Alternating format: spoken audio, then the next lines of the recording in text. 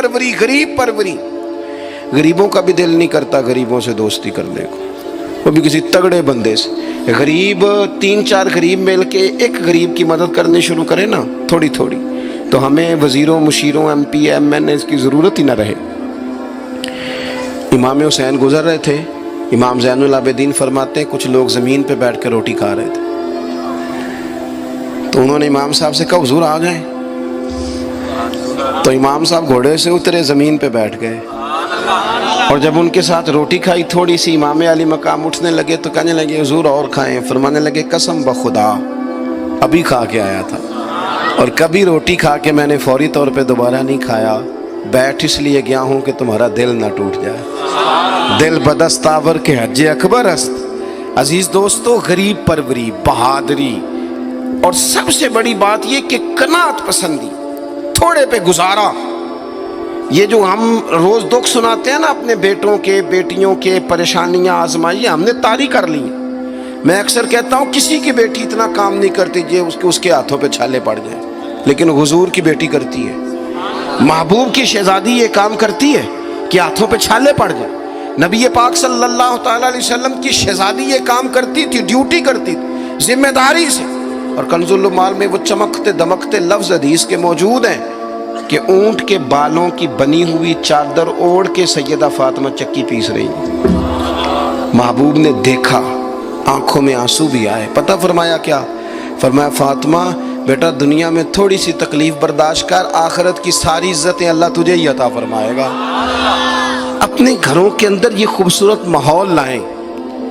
اور پھر سب سے بڑی بات یہ تھی کہ ان کا جو رشتہ تھا نا مصلی کے ساتھ. سبحان اللہ. یہ اذان کس کی ہے؟ اذان ایک کا ہی جواب دینا ضروری ہوتا ہے جی. زیادہ اذانیں ہو رہی ہیں نا تو ایک کا ہی جواب دیا جاتا ہے. آپ توجہ کریں میری بات پر. عزیز دوستو، نبی پاک صلی اللہ بہت بڑی تگڑی ہے. او جناب وہ آج کل جو ہمارے نقیبے محفل ہوتے ہیں نا وہ تو کوئی صلی اللہ تعالی وسلم. ہمارے جو محفل کے اسٹیج سیکٹری ہوتے ہیں وہ تو کوئی 3-4 منٹ لگاتے ہیں جنت میں بھیجنے میں، پر نعت خواں تو 1.5 منٹ ہی لگاتا ہے. اندر تسی جلسہ کراؤ تو جنت تہاڈی.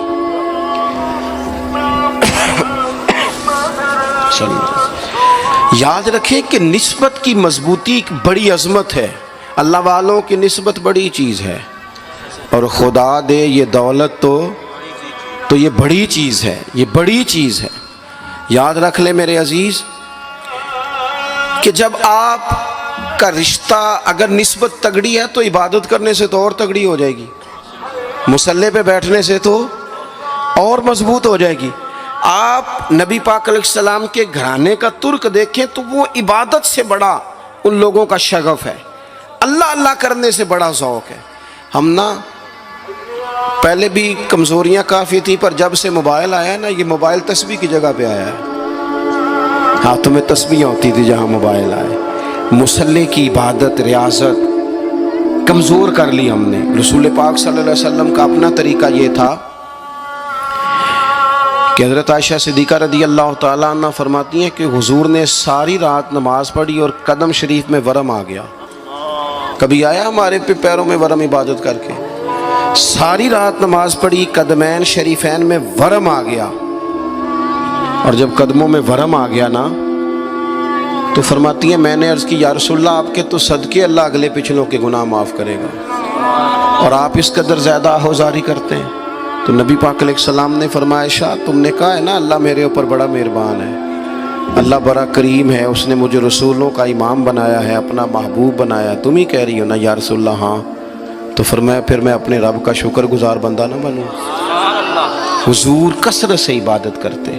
سیدہ فاطمہ رات کو زیادہ وقت مصلی پہ گزارتی. حضرت امام حسن اور حسین لمبی عبادت کرتے. 9-10 محرم کی درمیانی رات تھی. عمر بن سعد امام علی مقام کے پاس آیا کہ کہنے لگا حسین 2 ہی باتیں ہیں، یا جنگ کریں گے یا آپ بیعت کریں گے. تو امام حسین فرمانے لگے اس طرح کرو، ایک رات کی مہلت دو، صبح بتاؤں گا. امام صاحب نے اسے کہا، وہ چلا گیا. حضرت عباس بن علی، یہ حضرت علی کے صاحبزادے ہیں. میدان کربلا میں حضرت مولا علی کے 4 اور بیٹے بھی شہید ہوئے. ایک حضرت عباس، ایک حضرت ابو بکر بن علی، ایک حضرت عمر بن علی، ایک حضرت عثمان بن علی. یہ نام دیکھو کیسے شاندار. اور یہ نام حضرت علی نے نام رکھے اپنے یاروں کے نام پہ ہم نام رکھے. خلفائے ثلاثہ سے عقیدت بتاتی ہے ان کی کتنی. تو حضرت عباس رضی اللہ تعالیٰ عنہ نے آ کے سیدنا امام حسین کی خدمت میں عرض کی، حضور آپ نے جو فیصلہ کرنا ہے نا سویرے، مجھے ابھی پتہ ہے، آپ نے بیعت تو کرنی نہیں، ہونی تو جنگ ہے. تو یا رسول اللہ صلی اللہ علیہ وسلم، اے امام علی مقام رضی اللہ تعالیٰ عنہ، آپ نے رات کی مہلت کیوں لی؟ یہ عجیب لوگ ہیں، پتہ نہیں کیا سوچیں گے، مہلت لینے کی کیا ضرورت تھی؟ کہ میری بات یاد رکھنا جو عرض کر رہا ہوں. امام حسین فرمانے لگے، عباس تیرا کیا خیال ہے، سوچنے کے لیے ٹائم لیا ہے تو حضور پھر کس لیے لیا ہے؟ تو کیا جملے ہیں امام حسین کے. فرمانے لگے، عباس تجھے پتا ہے نا مجھے سجدوں سے بڑا پیار ہے، سجدوں سے پیار ہے، دعاؤں سے پیار ہے، عبادت سے پیار ہے. میرا دل کرتا ہے ایک رات رہ گئی ہے میں رج رج کے سجدے کروں، اپنے مالک کے حضور اپنی پیشانی رکھوں، خوب دعائیں مانگوں. تو ان کا تو عبادت سے اتنا شغف تھا. آخری بات سنیں، یزید تو ظاہری طور پر کلمہ بھی پڑھتا تھا، سارے کام کرتا تھا. امام حسین کیوں نکلے اس کے خلاف؟ اس لیے کہ فاسق و فاجر تھا، شرابی بدکار تھا. صحیح بتانا، صحیح.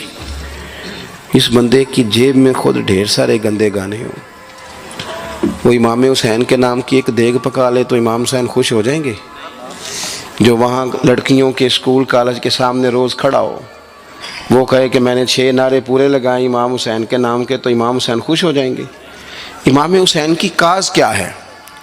وہ کہتے ہیں کہ ایسے لوگ جو فاسق و فاجر ہوں، اعلانیہ گناہ کرنے والے، وہ کبھی بھی عنان حکومت پہ آنے نہیں چاہیے. اور اگر ہم سپورٹر ووٹر ان لوگوں کے ہوں، ہم انہی لوگوں کے سپورٹر ووٹر ہوں جو ظالم ہیں، فاسق و فاجر ہیں، اور ہم بات کریں امام حسین کی، ہم سے نہ رقم ہوں گے قصید یزید کے. ہم لوگ تو حسین کے سیرت نگار ہیں.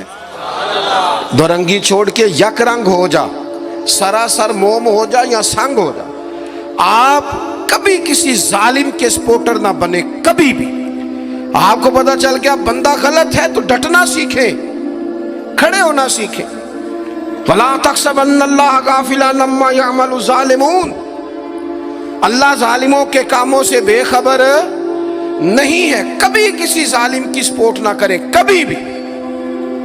میرے نبی پاک علیہ السلام نے فرمایا، جس نے زمین کی ایک بالشت پر ظلم کیا نا، اللہ 7 زمینوں کا طوق بنا کے قیامت کے دن اس کے گلے میں ڈال دے گا. کبھی کسی ظالم کے ساتھ کھڑے نہ ہونا، کبھی بھی، ایک منٹ کے لیے. وہ ایک دفعہ ایران کا ایک بادشاہ تھا، تو اس نے سوچا کہ میں اپنے بیٹے کو نا گھوڑ سواری سکھا لی ہے، تیر اندازی سکھائی ہے، تو میں نا اسے دین بھی پڑھاؤں. اس نے ایک بزرگ عالم کا انتخاب کیا کہ میرے بیٹے کو آپ نا کتاب و سنت پڑھائیں. تو بچہ ایک زمانہ استاد کے پاس کئی سال جاتا رہا. جب اس کی تعلیم مکمل ہو گئی نا، تو ایک دن فارغ ہو گیا، جس طرح ہمارے ہاں چلیں آمین ہوتی ہے یا دستار ہوتی ہے، بچے کی تکمیل ہو گئی. ایک دن ویسے ہی استاد صاحب نے گھر بلایا، کہا پتر میرے پاس آؤ. بچہ چلا گیا تو استاد صاحب نے اندر سے کنڈی لگا لی اور بچے کو کافی سارے تھپڑ مارے، کھینچا، زد و کوب کیا، مارا. بچے نے گھر آ کے والد کو شکایت لگائی تو والد کہنے لگے، پتر تیرے استاد عالم فاضل بندے ہیں، ایسے بلا وجہ مارا، میری سمجھ میں نہیں آتا. ماں کو کہا تو اماں کہنے لگی، پتر تیرا باپ کہتا تو ٹھیک ہے، چلو حالات بدل گئے، زمانہ بیت گیا، وہ بادشاہ فوت ہو گیا، یہ بیٹا تخت پہ بیٹھا. اب وہ درد نہیں جاتا تھا اندر سے کہ استاد نے زیادتی کی میرے ساتھ. اس نے پہلا حکم یہ جاری کیا کہ میرے استاد کو بلاؤ. استاد بڑے بوڑھے ہو گئے تھے، ضعیف تھے، چھڑی پہ جھکے ہوئے. 2 بندے لے کے آئے، استاد جی کو کھڑا کیا، استقبال کیا، کرسی بھی دی. کہنے لگا، استاد جی ناراض نہ ہونا، میں بے اختیار تھا، آپ سے پوچھ نہیں سکا، آج میں نے پوچھنے کے لیے بلایا ہے، میرا قصور کیا تھا؟ استاد صاحب نے یوں آنکھیں کھولی، کہنے لگے، پتر یہ جو آج دن آیا نا، اسی دن کے لیے مارا تھا. یہ جو آج دن آیا ہے نا، اسی دن کے لیے تیری پٹائی کی تھی. کہا، استاد جی کیوں؟ کہنے لگے پتر کتنے کو سال ہو گئے مار کھائی کو؟ کہا کو 13-14 سال ہو گئے، بھولی تو نہیں نہ زیادتی؟ کہا جی بھولی نہیں۔ فرمانے لگے اس لیے تجھے مارا تھا کہ ایک نہ ایک دن تو نے باپ کی جگہ پہ بیٹھنا ہے، پتر خیال رکھنا اگر میں نے تیرے ساتھ کوئی زیادتی کی تھی تجھے 14 سال نہیں بھولی تو بھی کسی کے ساتھ نہ کر بیٹھنا، اسے قیامت تک نہیں بھولے گی، اور ایک عدالت صبح قیامت بھی لگے گی، پھر وہاں جواب دینا ہے ثم لتسألن یومئذ عن النعیم۔ جو تمہیں اقتدار کی نعمت ملی ہے اس کا خیال رکھنا، اللہ تعالیٰ حساب لے گا۔ میرے دوستو کبھی بھی ظالم، وہ امام مالک مسئلہ بیان کر رہے تھے، فرمایا ظالموں کا مددگار بھی